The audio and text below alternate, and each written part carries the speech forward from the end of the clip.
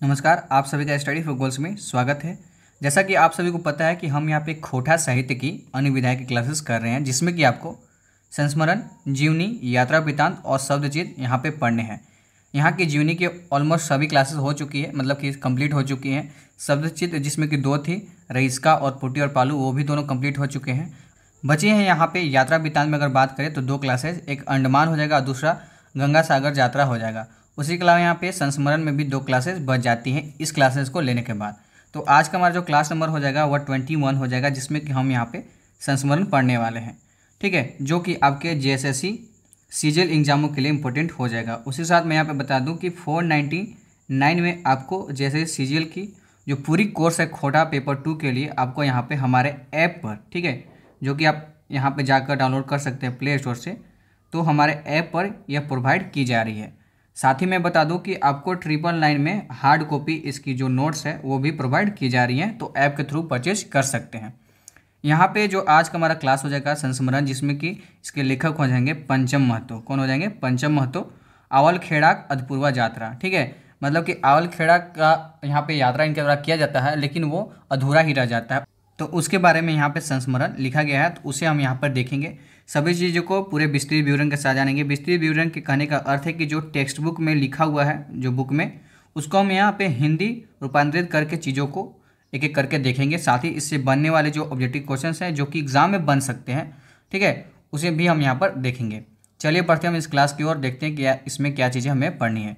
संस्मरण क्या होता है, सबसे पहले वो चीज़ जान लेंगे। यह सम प्लस स्मरण से मिलकर बना है, जो कि किसी घटना, किसी व्यक्ति अथवा वस्तु की स्मृति के आधार पर कलात्मक वर्णन करना संस्मरण कहलाता है। ठीक है, उसके साथ इसमें स्वयं की अपेक्षा उस वस्तु की घटना का अधिक महत्व होता है जिसके विषय में लेखक संस्मरण लिख रहा होता है।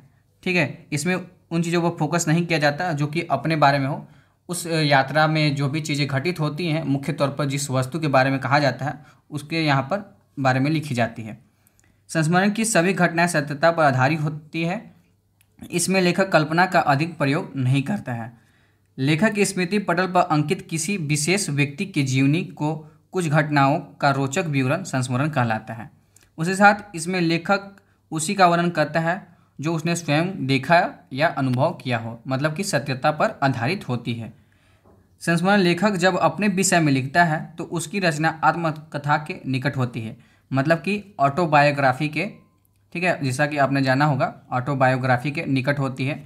और जब दूसरे के विषय में लिखता है तो वह सिर्फ बायोग्राफी, ठीक है, किसके? बायोग्राफी के निकट होती है। तो ये चीज़ें आपको समझने लायक है। अतः स्पष्ट हो जाता है कि संस्मरण किसी व्यक्ति विशेष की जीवनी की घटनाओं को रोचक ढंग से प्रस्तुत करना संस्मरण कहलाता है। ये बातें आप लोग यहाँ से समझ चुकेंगे। हालांकि यह क्वेश्चन इससे नहीं बनेगा, संस्मरण से पूछ सकते हैं कि किसे कहते हैं, तो किसी दूसरे व्यक्ति के जो बारे में लिखा जाता है और यह ज़्यादातर सत्यता पर आधारित होती है, तो इसे संस्मरण कहते हैं। ठीक है, अब हम बढ़ते हैं कि आज का हमारा जो यहाँ पे आवल खेड़ा का अदपूर्वा यात्रा हो जाएगा, जो कि पंचम महतो के द्वारा यहाँ पर लिखा गया है। उन चीज़ों को हम यहाँ पर देखेंगे। और यह जो प्रकाशित हुआ था, मैं यहाँ पे हाईलाइट कर दूँ, यह जो प्रकाशित किया गया था लुआठी, सॉरी कोई और पेन ले लेता हूँ, लुआठी, दिसंबर 2004 में प्रकाशित किया गया था। तो यह भी आपसे पूछा जा सकता है, यह एक संस्मरण हो जाएगा। तो यह घटना 1985 की है। आसीन माह का समय था। गायत्री परिवार की तरफ से उत्तर प्रदेश के आगरा के पास, उत्तर प्रदेश में जो आगरा है उसके पास एक गांव है आवल खेड़ा गांव, वहां पे एक बड़े यज्ञ का आयोजन किया गया था। तो यह उनके लिए एक अवसर था वहां पे जाने के लिए। साथ ही यहाँ पे आवल खेड़ा में पंचम महतो के जो गुरु थे उनका यह जन्म स्थान था। एक बस यात्रा आरंभ हुआ। साथ में मेरे बचपन का मित्र शंकर केवट और उसकी पत्नी भी थी। जब इस यात्रा पर मैं जाने को सोच रहा था तो मैंने इसमें जाने के साथ साथ यहाँ पे मैंने 2 लोगों को और ले लिया साथ में, जिसमें कि उनके एक बचपन के मित्र हो जाएंगे शंकर केवट और दूसरी उनकी पत्नी भी इसमें साथ हो जाएगी। यहाँ पे मैंने कुछ यहाँ पे जो यहाँ पे कुछ शब्दावली है उनको मैंने यहाँ पर लिख दी है। बिलाक मतलब बचपन हो जाएगा और भरवाई मतलब झंझनाहट हो जाएगा। जैसे कि आप अगर किसी चेयर पे या कहीं पैरों को समेट कर बैठे हैं तो देखते हैं कि ब्लड सर्कुलेशन नहीं हो पाता है, जिसके कारण पैरों में झंझनाहट होने लगती है। ठीक है, इसे भरवाई कहते हैं। ठीक है, तो आपको बातें समझनी होगी। 4-5 घंटा हो गया, गाड़ी चलता रहा। गाड़ी में बैठे बैठे शंकर का जो पैर था वह झंझनाने लगा। जब वह मुझे बताया, मैं बोला अपने पैर को सीधा कर लो। जब भी पैर झंझनाता है तो लोग कहते हैं कि इसे उठकर एक बार झाड़ लो ताकि ब्लड जो सर्कुलेशन है वो अच्छी तरह से उसमें होते रहे। तो यह चीज़ें यहाँ पे पंचम महतो के द्वारा अपने दोस्त को बताई जाती है। तो उठकर करता है, लेकिन और 2 घंटे बाद देखने को क्या चीज़ हमें मिलती है, तो उनकी हालत और बद से बदतर हो गई कि 2 घंटे बाद वह ठीक से उठ भी नहीं पा रहे थे। तो उन्हें किसी तरह से पकड़कर, मतलब उठाकर 2-4 लोग मिलकर बस के पीछे जो लंबी सीट होती है उन पर उनको सुलाया गया। बस बनारस के रामघाट पहुंचा, जहां सभी गंगा स्नान कर रहे थे। मगर शंकर क्या करता, क्योंकि शंकर तो चल भी नहीं पा रहा था। मैं उसे वहां के एक डॉक्टर के पास ले गया। डॉक्टर ने बताया कि इसे लकवा हो गया है, मतलब कि पैरालिसिस हो गया है। पेचियाघात जिसे बोलेंगे, यहाँ पे मैंने शब्दावली लिख दी है। पेचियाघात जिसे बोलेंगे लकवा, खोटा में पेचियाघात। ठीक है, तो आपको ध्यान में रखना होगा, खोटा में पेचियाघात बोलते हैं। इनको क्या हो गया है, लकवा हो गया है। इन्हें घर ले जाइए, नहीं तो जान का भी खतरा हो सकता है, ऐसा डॉक्टर ने बताया। तो अब इस बात को सुनकर वो दुविधा में पड़ गया कि मैं क्या करूँ। वो चौंक गया। तो उसकी पत्नी भी रोने लगी। जब इस बात को सुनती है तो वह वहाँ पे रोने लगती है, मतलब कांदने लगती है। कांदना मतलब खोटा में होता है रोना। ठीक है, तो ये भी बातें आपको ध्यान में रखनी होगी, क्योंकि क्वेश्चन तो आपको खोटा में ही पूछेगा ना, तो आपको ये चीज़ें ध्यान में रखनी होगी। तो क्या करने लगती है, तो वहाँ पे कांदने लगती है।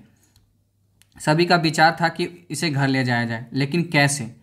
मैं बहुत ही आस के साथ इस स्थान पर आया हूँ और मैं अपने गुरु से मिलना चाहता हूँ, लेकिन मैं क्या करूँ मुझे समझ में नहीं आ रहा था।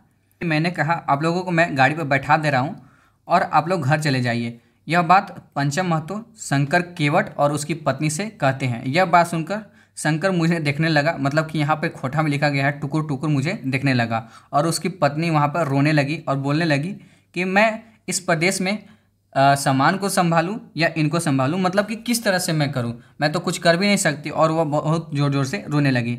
मैं भी सोचने लगा कैसे दुविधा में पड़ गया हूं। एक तरफ था दुनिया देखने का लालसा, मतलब कि इस स्थान पर जो देखने के लिए आए थे उस स्थान में घूमने का इनको शौक था, और दूसरी तरफ इनका दोस्त था और इनकी दोस्त की ज़िंदगी थी। तो यह बात उनके लिए बहुत ही दुविधा का बात था। लेकिन वो क्या कहते हैं कि मन में वह, मतलब कि कौन, लेखक, मन में वह अपने गुरु को ध्यान करते हैं। गुरु जो उनके कहाँ पे, तो आवलखेड़ा में उनके गुरु थे, उनका वहाँ पे वह ध्यान करते हैं। तो जैसे लगा कि गुरु बोल रहे हो, तो पहले दुखियों लाचारों की सेवा करो। दुखियों की सेवा में ही भगवान का वास होता है। फिर क्या पता जिससे मिलने जा रहे हो वो मिले या ना मिले। मतलब कि इनका कहना था कि जिससे मिलने जा रहे हो वह वहाँ पे हो या ना हो, लेकिन जो अभी प्रेजेंट टाइम में जो लाचार है, जो वहाँ पे पीड़ा से जूझ रहा है, उनको पहले सहायता करो। क्योंकि क्या होता है कि हमारा मोस्ट प्रायोरिटी यही होता है कि जब भी ऐसे लोगों को हम देखें जो लाचार हैं, उनकी पहले हमें सेवा करनी चाहिए। ये नहीं सोचना चाहिए कि कोई और आएगा और उनकी सेवा करेगा, खुद आगे बढ़कर उनकी सेवा करनी चाहिए। दोनों को लेकर वह घर आ गया। अस्पताल में उसे भर्ती कर दिया। महीनों बाद वह घर पर आया और धरती पर पैर रखा। मतलब कि वह तो चल भी नहीं पा रहा था, लेकिन महीनों बाद वहाँ पे अस्पताल में उसका ट्रीटमेंट हुआ। लेकिन कुछ समय बाद वह धरती पर किसी तरह से लुगट कर, मतलब कि लंगड़ा कर चल रहा था। ठीक है, मुझे वहाँ जाने का अवसर प्राप्त नहीं हुआ, इसलिए मन में एक हीन भावना थी, क्योंकि वह अपने गुरु के स्थान पर नहीं जा पाया था, अपने गुरु से नहीं मिल पाया था। तो वह उसके मन में एक हीन भावना थी कि मैं अपने गुरु के इतने पास जाकर भी उनसे मिल नहीं पाया। तो इस घटना के बारे में वह एक पत्र लिखकर अपने गुरुधाम भेज देता है। गुरुधाम कहाँ है उनका, तो आवलखेड़ा में भेज देता है। वापस सैल दीदी की चिट्ठी आती है, वहाँ की कोई सैल दीदी थी। ठीक है, तो उनकी चिट्ठी आई और जिसमें लिखा था, भाया तो ये ठीक कर ले, से समय तोर यह करे उचित हलो, तोर असल जग भेल हो। मतलब बोलते कि तुम्हारा जो असली जग है यही है। जग माने कि जीवे की सेवा होता है, परे खातिर त्याग सेटा तोय कर ले है, से खातिर गुरुधाम वाट ले ढेर आशीर्वाद और धन्यवाद। गुरुधाम से चिट्ठी आती है जिसमें कि लिखा होता है कि सबसे बड़ा यज्ञ जो होता है वह दुखियों और लाचारों की सेवा करना ही यह हमारा धर्म होता है, और उनको यहाँ पे आशीर्वाद और इन्हें धन्यवाद बोला जाता है। इस घटना के 8 वर्ष बाद भी वह जीवित रहा, मतलब कि 8 वर्ष बाद उनका देहांत हो गया। शंकर केवट अब नहीं है, लेकिन मन में उसके साथ की गई यात्रा मुझे याद आती है। आवलखेड़ा जगह के सही यात्रा, मतलब कि उसके साथ की गई यात्रा मुझे आज भी याद आती है। अब इससे बनने वाले जो ऑब्जेक्टिव क्वेश्चन है उनको हम यहाँ पे देख लेते हैं। आवलखेड़ा अतपूर्वा यात्रा कैसन रचना लागल, तो आपके ऑप्शन है जीवनी, बी यात्रा वृत्तांत, सी संस्मरण, डी सदचित्र। राइट ऑप्शन यहाँ पे सी हो जाएगा, संस्मरण हो जाएगा। दूसरा है आवलखेड़ा अतपूर्वा यात्रा कौन पत्रिकाएं छपल रहे। आपके ऑप्शन हैं ए लुआठी, बी करेल, सी तितकी, डी इनमें कोई न। राइट ऑप्शन ए हो जाएगा, लुआठी पत्रिका में 2004 में प्रकाशित की गई थी। ठीक है, नेक्स्ट हमारा क्वेश्चन है कि आवलखेड़ा गांव देश के कौन राज्य में है। यहाँ पे राज्य हो जाएगा, तो आपके ऑप्शन है ए झारखंड, बी बिहार, सी यहाँ पे उत्तर प्रदेश और डी उड़ीसा। राइट ऑप्शन यहाँ पे बी हो जाएगा, उत्तर प्रदेश में यह आवलखेड़ा जो स्थान है वह आगरा के पास में स्थित है। नेक्स्ट हमारा है कि लेखक के छोटे बेलाग संगी के की नाम रहे, मतलब कि छोटे जो बचपन के दोस्त थे, संगी मतलब दोस्त, बेलाग मतलब बचपन, तो बचपन के जो दोस्त थे उनका क्या नाम था। तो यहाँ पे आपके ऑप्शंस हैं पंचम, बी मुरली, सी होरी, डी शंकर। राइट ऑप्शन यहाँ पे डी हो जाएगा, उनके बचपन के मित्र का नाम शंकर केवट हो जाएगा। नेक्स्ट हमारा है शंकर के कौन बीमारी भेल रहो।